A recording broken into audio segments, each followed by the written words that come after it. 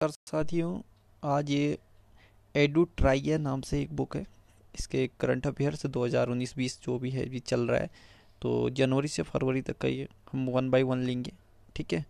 इसमें 1000 टॉप समसामयिक के वस्तुनिष्ठ प्रश्न और अदर इंफॉर्मेशन है जो एग्जाम के हिसाब से बहुत ही ज़रूरी है। ठीक, चलिए शुरू करें बजट से। तो हमारा पहला रहता है इसमें बजट का, और इसको शुरू करते हैं। 1 फरवरी 2020 को वित्त मंत्री निर्मला सीतारमण ने केंद्रीय बजट 2020-21 को संसद में पेश किया। ठीक, लगातार दूसरी बार बजट पेश करने वाली पहली महिला वित्त मंत्री बनी कौन? निर्मला सीतारमण।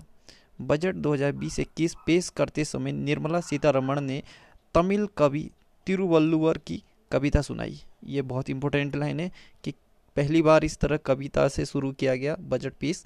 तो वो कवि कौन थे? तो वे तिरुवल्लर की कविता। ठीक है, तमिल कवि है। भारतीय इतिहास का सबसे लंबा बजट भाषण निर्मला सीतारमण ने दिया था, जो 2 घंटा 40 मिनट का था। ठीक, जसवंत सिंह के लगभग 2 घंटा 13 मिनट का भाषण रिकॉर्ड टूटा। इससे पहले ये जो सबसे लंबा भाषण देने वाले थे वो जसवंत सिंह से, वित्त मंत्री। ठीक, बजट सत्र 2020-21 में जीवन यापन में आसानी, इजी ऑफ लिविंग विषय पर आधारित था। यह बजट मुख्यतः 3 बातों पर फोकस किया गया। बजट 2020-21 में 3 पॉइंट ये थे। एक तो महत्वाकांक्षी, दूसरा आर्थिक विकास, तीसरा जिम्मेदारी। ठीक है। अपीरियशनल अपीरियशनल इंडिया, इकोनॉमिक डेवलपमेंट और केयरिंग सोसाइटी। वित्त वर्ष 2020-21 के लिए आर्थिक विकास दर 10% रखने का अनुमान है। वित्त वर्ष 2020-21 में जीडीपी में 6.5 वृद्धि का अनुमान है, जो अभी कोविड के चक्कर से बिल्कुल माइनस आ गया, लेकिन अनुमान हमारा इतना था, ये याद रखना। बजट 2020-21 के तहत भारत की अर्थव्यवस्था दुनिया की 5वीं बड़ी अर्थव्यवस्था है। ठीक, अब भारत की अर्थव्यवस्था $2.9 ट्रिलियन हो गई है और दुनिया की 5वीं सबसे बड़ी अर्थव्यवस्था के श्रेणी में आ गई है। विश्व की 5 सबसे बड़ी अर्थव्यवस्था जिनकी $1 ट्रिलियन है, तो वो देश है क्रमशः अमेरिका फर्स्ट में 21.4 ट्रिलियन, चीन 14.1 ट्रिलियन, जापान 5.2 ट्रिलियन और भारत जर्मनी 3.9 ट्रिलियन और भारत 2.9 ट्रिलियन। ठीक, ये कुछ मैप है जिसको हम लोग जानते हैं। अमेरिका, ये उत्तरी अमेरिका आपका इधर पे मैप में दिख रहा है, और उसके बाद आपका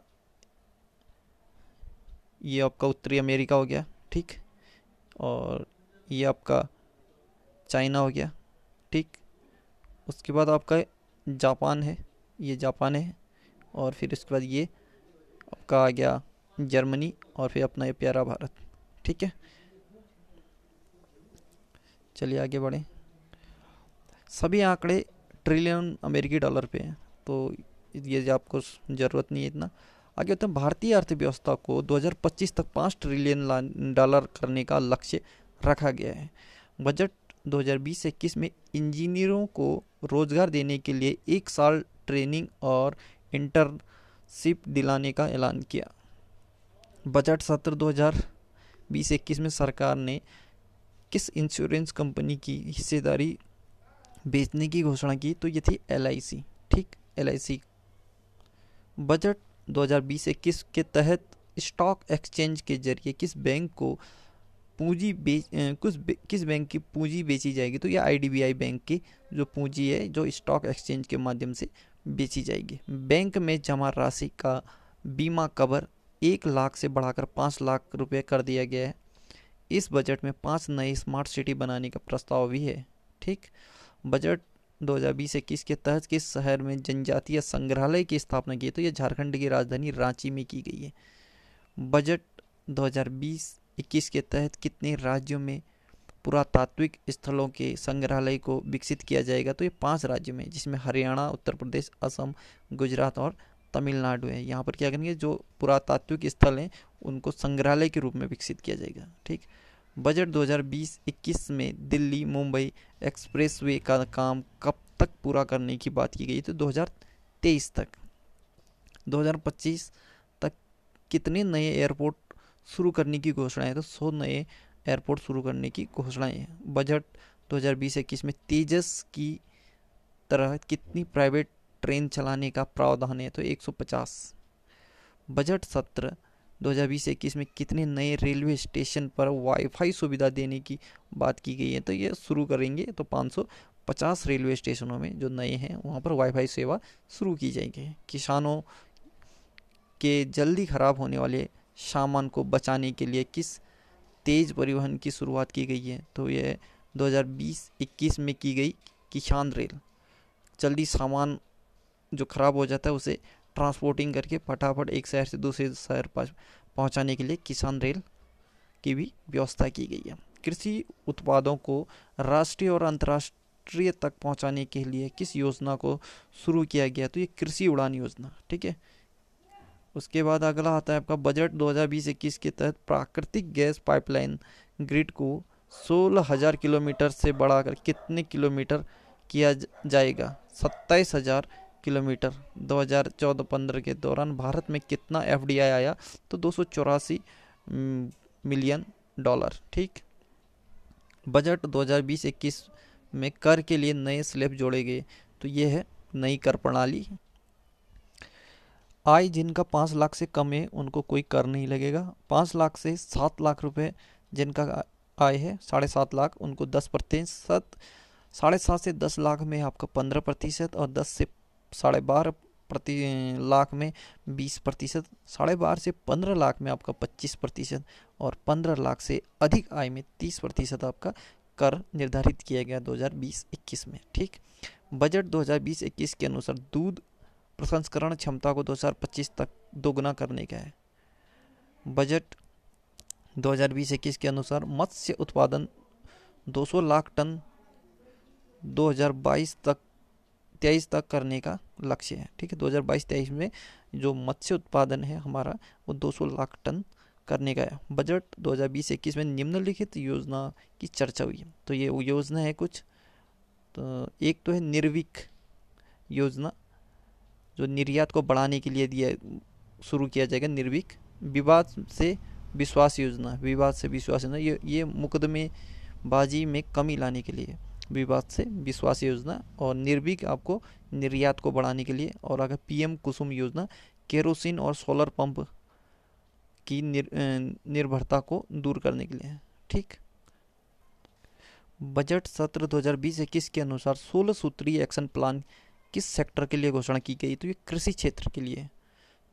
बजट 2020-21 के अनुसार भारत में 100 जिलों को जो पानी की समस्या से जूझ रहे हैं उनके लिए सरकार व्यापक उपयोग करेगी। धन लक्ष्मी शब्द का प्रयोग किसके लिए बजट 2020 में किया गया? तो ये महिलाओं के लिए। ठीक। ये बहुत इंपॉर्टेंट लाइन है कि महिलाओं के लिए 2020-21 के बजट में किस शब्द का प्रयोग किया? तो ये धन लक्ष्मी के। ठीक। ये कुछ स्ट्रक्चर है। रुपया आता कहाँ से? ठीक है। ऋण, विभिन्न क्षेत्र, प्राप्तियाँ वगैरह वगैरह। तो आप इसे देख के राजस्व का अनुमान लगा लेना। हम आगे बढ़ें। ये पैसा जाता है जो हमारा कहाँ कहाँ से जाता है, किस किस मद में हमारा पैसा खर्चा होता है, कितना प्रतिशत, ये यहाँ पे दिया गया है। ठीक। आगे बढ़े हम। ये है हमारा बजट का अगला। तो बजट 2020-21 में किस मंत्रालय के आवंटन से सबसे अधिक वृद्धि प्रतिशत देखी गई?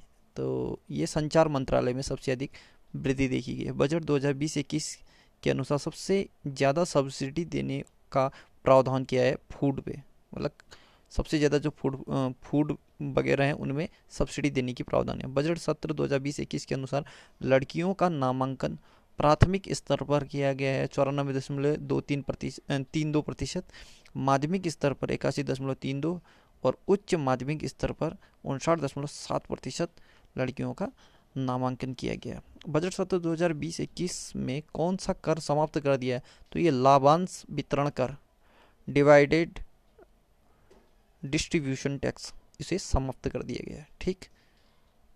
आगे बजट 2020-21 के अनुसार 2006-16 के दौरान 271 मिलियन लोगों को गरीबी रेखा से बाहर निकाला गया। बजट सत्र 2020-21 के अनुसार 1 जनवरी 2021 से भारत का राष्ट्रीय स्तर पर निर्धारित अंशदान का कार्यान्वयन शुरू होगा। ठीक है, 1 जनवरी 2021 से राष्ट्रीय स्तर पर अंशदान का कार्यान्वयन शुरू होगा।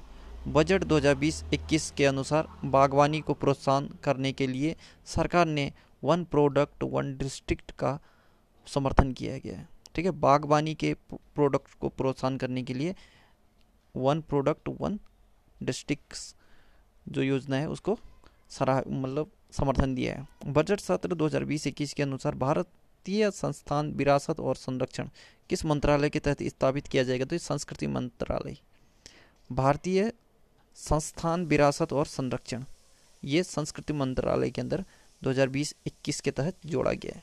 ठीक, बजट 2020-21 के अनुसार भारत सरकार का कर्ज जीडीपी का कितना प्रतिशत है? तो 48.7% कर्ज है जो जीडीपी का। ठीक, बजट 2020-21 के अनुसार किस संगठन के रजिस्ट्रेशन के लिए यूनिक रजिस्ट्रेशन नंबर यूआरएन उपलब्ध कराए जाएंगे? चैरिटी के लिए, अब जो भी चैरिटी वगैरह होंगे उनके रजिस्ट्रेशन के लिए यूनिक रजिस्ट्रेशन नंबर दिए जाएंगे। बजट 2020-21 के अनुसार किस शहर में एक अंतर्राष्ट्रीय बुलियन एक्सचेंज स्थापित किया जाएगा? तो ये बुलियन एक्सचेंज गिफ्ट शहर गुजरात को गिफ्ट सिटी कहते हैं, और तो इसके लिए एक एक्सचेंज अंतर्राष्ट्रीय बुलियन एक्सचेंज स्थापित किया जाएगा। ठीक, 2020-21 के बजट के अनुसार ये भी। एमएसएमई सेक्टर में कितने रुपए के टर्नओवर होने पर ऑडिट करना अनिवार्य होगा? 5 करोड़। पहले यह सीमा 1 करोड़ था, अब क्या होगा एमएसएमई में कि आपका 5 करोड़ से अधिक का जो भी आय होगा यह तो उसमें आपको ऑडिट कराना अनिवार्य होगा। पहले ये सीमा 1 करोड़ थी। बजट 2020-21 के अनुसार टीबी को खत्म करने का लक्ष्य 2025 तय किया गया है। ब्रुसेलोसिस बीमारी को खत्म 2025 तक किया जाएगा। मवेशियों के फुट एंड माउथ रोग को 2025 तक खत्म करने का प्रावधान है। और भेड़ और बकरियों में पेस्टे पेस्टिस और रूमिनेंट बीमारी खत्म करने का ये भी 2025 में। तो कहने का मतलब भेड़ बकरियों की जो बीमारी होती है पेस्टिस रूमिनेंट, और मवेशियों के लिए जो होता है फुट एंड माउथ रोग और ब्रुसेलोसिस बीमारी और टीबी को खत्म करने का जो एक लक्ष्य रखा है 2025 रखा है। ठीक, ये बजट 2020 के महत्वपूर्ण जो आवंटन किए गए थे तो उसका है। शिक्षा के क्षेत्र में 99,300 करोड़, स्वास्थ्य के क्षेत्र में 69,000, नल से जल योजना के लिए 3.6 लाख करोड़, और जल जीवन मिशन के लिए 11,500 करोड़, नवीकरणीय ऊर्जा क्षेत्र के लिए 20,000 करोड़, वायु प्रदूषण निवारण के लिए 44,100 करोड़, स्वच्छ भारत मिशन के लिए 12,300 करोड़, कौशल विकास के लिए 3,000 करोड़, औद्योगिक विकास के लिए 27,300 करोड़, पोषण कार्यक्रम के लिए 35,600 करोड़, एससी के कल्याण के लिए 85,000 करोड़, एसटी के कल्याण के लिए 53,700 करोड़, महिला कल्याण से जुड़ी योजनाओं के लिए 28,600 करोड़।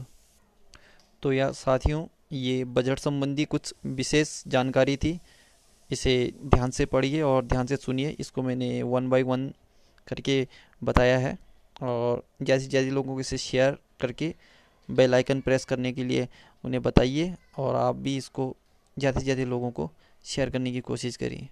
ठीक है, और कहीं पर कुछ त्रुटियां हों तो उसके लिए कमेंट करके मुझसे इसके लिए कंसल्ट कर सकते हैं। धन्यवाद।